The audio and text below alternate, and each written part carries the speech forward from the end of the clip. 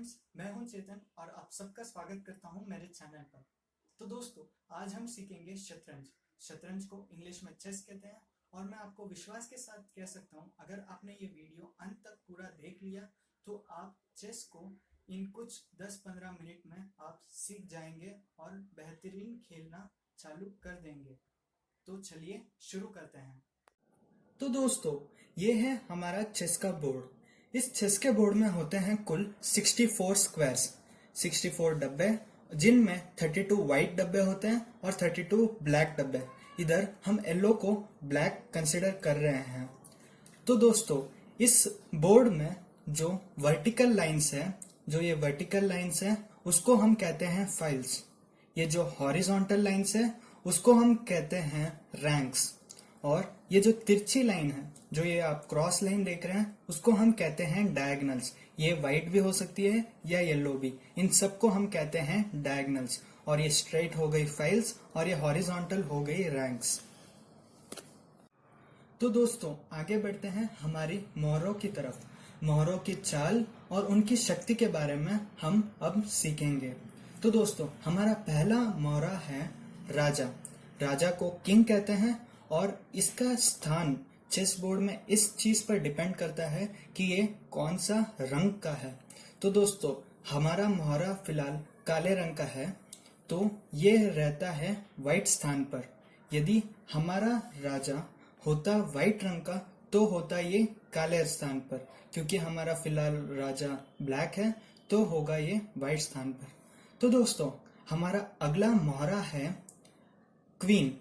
Queen को वजीर भी कहते हैं और ये होती है सबसे ताकतवर मोहरा इस पूरे चेस के खेल में। तो दोस्तों, हमारा अगला मोहरा है जो 2 है।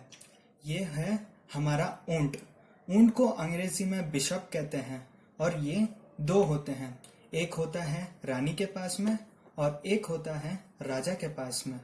तो ये हमारा बिशप है, जिसको हम ऊंट कहते हैं। तो हमारा अगला जो मोहरा है वो है घोड़ा। घोड़े को हम नाइट कहते हैं और नाइट भी 2 होते हैं। ये होते हैं एक ऊंट की तरफ और एक भी ऊंट की तरफ, बाजू बाजू में।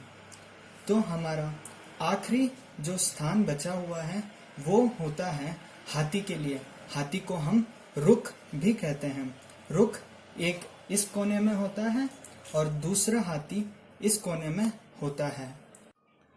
तो आखिरी खिलाड़ी या आखिरी मोहरा जो इस खेल में होते हैं वो होते हैं कुल 8 मोहरे। मोहरे जो जिसे हम प्यादे कहते हैं, ये प्यादे या पॉन भी कहते हैं। ये होते हैं कुल 8। ये 8 प्यादे होते हैं। तो दोस्तों, इसी तरह हम हमारे व्हाइट्स हैं उनको भी एक बार रख देते हैं हमारे बोर्ड पर।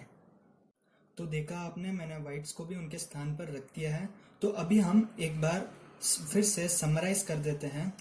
जो ये राजा है, ये वजीर है, 2 बिशप है, उनके बाजू में 2 घोड़े और लास्ट में 2 हाथी। हाथी को रुख कहते हैं, घोड़े को नाइट कहते हैं और इस ऊंट को बिशप कहते हैं। तो दोस्तों, आइए जानते हैं अब हम इनके शक्तियों के बारे में। तो पहले आते हैं प्यादे, जो आगे से सेना की मोर्चा संभालते हैं। तो दोस्तों, प्यादे इच्छा अनुसार पहली बार में 2 स्थान या फिर 1 स्थान लिए जा सकते हैं और ये सिर्फ आगे ही बढ़ते हैं। दोस्तों, ये बात ध्यान रखिएगा कि प्यादे हमेशा आगे ही बढ़ते हैं। बाकी जो होते हैं वो वापस पीछे आ सकते हैं, लेकिन जो प्यादे होते हैं वो सिर्फ आगे ही बढ़ते हैं। तो दोस्तों, अभी हम एक इनकी चाल के बारे में समझते हैं। तो सोचिए कि आगे वाले ने भी ये 1-2 कदम ले लिया है। तो दोस्तों, अभी ये जो प्यादा है वो इसको कैप्चर नहीं कर सकता, क्योंकि प्यादा हमेशा क्रॉस में ही कैप्चर कर सकता है। जैसे कि सोचिए कि अगर ये प्यादा इधर है और ये प्यादा इधर है, तभी ही आप कैप्चर कर सकते हैं और सामने वाले के खिलाड़ी का प्यादा बाहर जा सकता है। अगला मोहरे की चाल है हाथी की। तो दोस्तों, हाथी का ये नियम है कि ये सिर्फ या तो वर्टिकल जा सकता है या हॉरिजॉन्टल। ये किसी भी एंगल में 4 दिशा में जा सकता है, सिर्फ स्ट्रेट। तो ये इस तरफ जा सकता है, ये वापस इस तरफ आ सकता है, या इस तरफ जा सकता है, या फिर इस तरफ आ सकता है। तो दोस्तों ये होती है चाल इस हाथी की। तो दोस्तों अगले मोहरे की तरफ बढ़ते हैं, जो है घोड़ा। तो याद रखिए दोस्तों, घोड़ा हमेशा एल मूवमेंट के में चलता है। ये लेता है सिर्फ 2.5 कदम। तो दोस्तों देखिए, उदाहरण के लिए ये 1, 2 और ये 2.5 ऐसे भी चल सकता है, या फिर 1, 2 और ये 2.5। तो दोस्तों आपने देखा कि घोड़े की मूवमेंट। तो दोस्तों हम अब देखेंगे ऊंट की मूवमेंट। तो दोस्तों याद रखिए, ऊंट हमेशा डायगोनल में ही चलता है। तो अभी ये वाइट पर है, तो ये सिर्फ वाइट पर जा सकता है, जैसे कि आपको स्क्रीन पे दिखा रहा हूं। और ये इस तरफ का ऊंट जो कि येलो पर है, वो सिर्फ येलो पर ही जा सकता है, डायगोनल। तो ये था हमारा ऊंट। तो दोस्तों अगले मोहरे की तरफ बढ़ते हैं, जो कि है हमारी वजीर। तो दोस्तों वजीर हम सबसे ज्यादा ताकतवर इसलिए जानी जाती है क्योंकि ये कौन से भी डायरेक्शन में जा सकती है। जैसे कि ये आगे बढ़ सकती है स्ट्रेट, और ये पीछे जा सकती है, ये कोने में जा सकती है इस तरफ और इस तरफ, या फिर ये जा सकती है हॉरिजॉन्टल या फिर डायगोनल या वर्टिकल। तो दोस्तों ये है वजीर। तो दोस्तों आखिरी हमारा मोहरे के बारे में, चाल के बारे में जानते हैं, जो कि है किंग की। किंग हमेशा एक ही चाल चलता है, मतलब वो एक कदम ही जा सकता है। किंग भी क्वीन की तरह किसी भी डायरेक्शन में जा सकती है, लेकिन वो सिर्फ एक ही कदम जा सकता है। लेकिन जो हमारी क्वीन है, जो वजीर है, वो छाए जितने कदम जा सकती है, लेकिन जो हमारा किंग है वो सिर्फ एक ही कदम आगे बढ़ सकता है। तो दोस्तों आगे बढ़ते हैं, हम अब देखेंगे एक स्पेशल मूव जिसे कहते हैं कैसलिंग या फिर किलाबंदी। तो दोस्तों हमारा जो किंग है वो एक बार भी चेक नहीं हुआ है। तो दोस्तों अभी हम देखेंगे और सीखेंगे कैसलिंग। तो दोस्तों इसमें क्या होता है, अभी कुछ मोहरों को आगे कर देता हूं। इसमें जैसे कि आप देख सकते हैं, अभी बीच में हाथी और राजा के बीच में कोई और मोहरा नहीं है। तभी खुद की सुरक्षा के लिए राजा जो है आगे आता है और हाथी जो है इस तरफ आता है। इसे कहते हैं कैसलिंग, जिससे राजा की सुरक्षा होती है। ये एक ऐसा दाव है चेस में जिससे राजा सुरक्षित होता है और एक ही समय में, एक ही मूव में 2 मोहरे हिलते हैं। तो दोस्तों इसे कहते हैं कैसलिंग। ये हो सकता है दोनों ही तरफ, लेकिन इसमें इंपॉर्टेंट ये है कि हाथी और राजा के बीच में और दूसरा मोहरा ना हो। तो दोस्तों अब हम आगे बढ़ते हैं चेक और चेकमेट की तरफ। तो दोस्तों मैंने कुछ पहले ही मोहरे निकाल दी हैं, ताकि जो गेम आगे बढ़ता रहता है, इसलिए मैंने पहले ही मोहरा निकाल दिया है। तो दोस्तों अभी हम चेक और चेकमेट सीखेंगे। तो दोस्तों सोचिए, हमारी रानी, सामने वाली टीम की रानी इस तरफ है और किंग उस तरफ है। तो दोस्तों क्योंकि क्वीन हमारी इधर राजा के बिल्कुल सामने आ गई है और ये राजा को मार सकती है, तो इसे सामने वाली टीम कहती है चेक। चेक का मतलब यह है कि राजा को इससे खतरा है, तो राजा इस समय किसी अन्य स्थान पर मूव कर सकता है खुद को बचाने के लिए। तो सोचिए, अभी हाथी इधर है और हमारी जो रानी है सामने वाली टीम की वो इधर है और जो राजा है वो इधर है। तो इस सिचुएशन को कहते हैं चेकमेट, क्योंकि राजा अभी इस तरफ भी मूव नहीं कर सकता है क्योंकि रानी मार देगी, और ना ही इस तरफ मूव कर सकता है।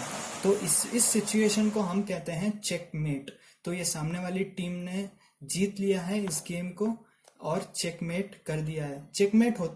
चेकमेट होता है आखिरी दाव जिससे राजा मर जाता है और सामने वाले की टीम जीत जाती है या हम जीत सकते हैं।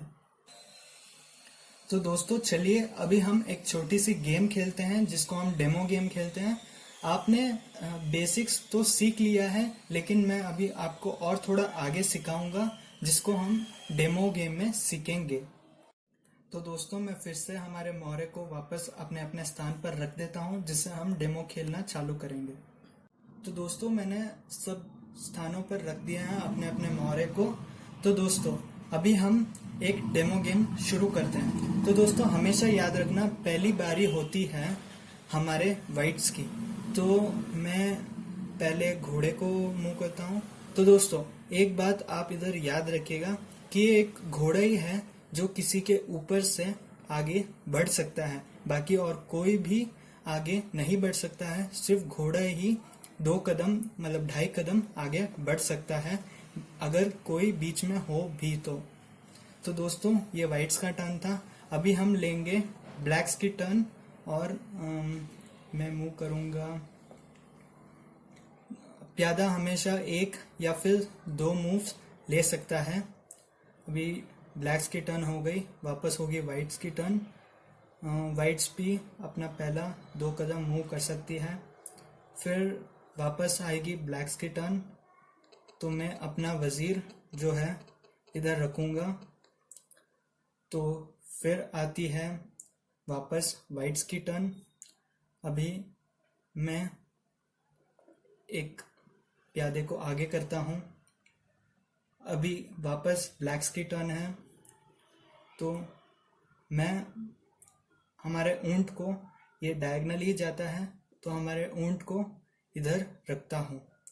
तो दोस्तों अभी आपको जो पहले ही बताया था कि घोड़ा हमेशा एक ही वापस पीछे जा सकता है, इसलिए मैं वापस अपने घोड़े को इस तरफ लेकर जा।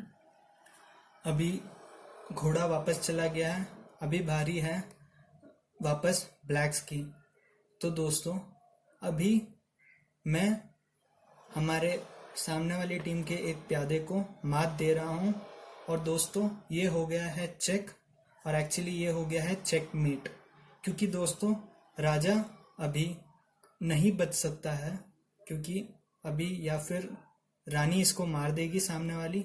अगर बीच बचाव करने के लिए कोई और प्यादा भी नहीं आ सकता है अभी, तो इसलिए ये राजा ने समझ लीजिए हमारे वजीर को मार दिया है, लेकिन हमारा जो ऊंट है वो राजा को मार सकता है। और दोस्तों ये हो गया है चेक और मेट।